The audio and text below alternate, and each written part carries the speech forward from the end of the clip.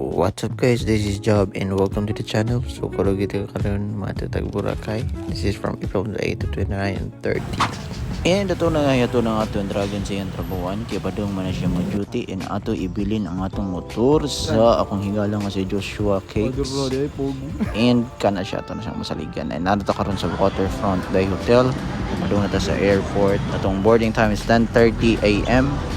We'll be landing at 11:30 AM doon sa Katiklan. So maniud to sa ta and manami paniud to bitaw ato. Then mo board nami sa Air Asia, manang masakyan. So karon na nami sa aeroplano and padung na ta sa Katiklan and mo na siya ang beach niya. Ang beach, hawak mo. Okay na. Saya. So naabot kami sa mainland Katiklan and you have to ride a boat going to the island. So naabot kami diri sa Boracay Island and see. And dito na siya, grabe kay iyang basa ba? Mura siya po pulverize kay pulburuhan. Yeah. So kanya wala ako diri para nag-grounding ko na. So we're going on a cruise.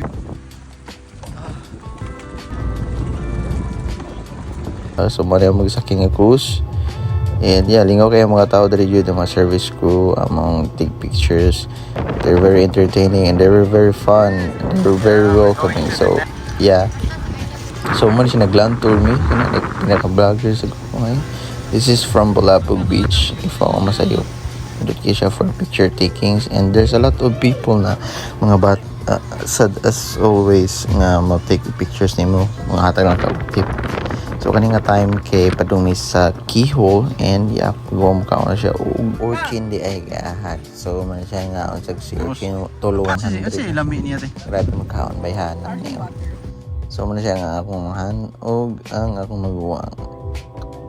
Diba? Ang nagtanim, ang tinaniman.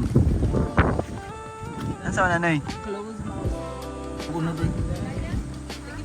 So maon siya ang padung sa keyhole and mo ni ang itsura sa iyang keyhole.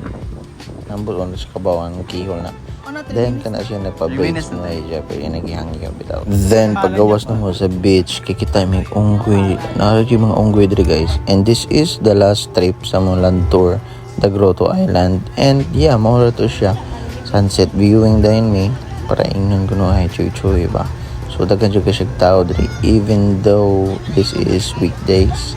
So nangutana ko sa usa ka guide diri namo na if mao pag gini kadaghan na so gamay pa daw kay ni kay tungod sa gasolina kamahal. So more to guys, akong na-realize ba is ang atong gas mahal gid gyapon ahak.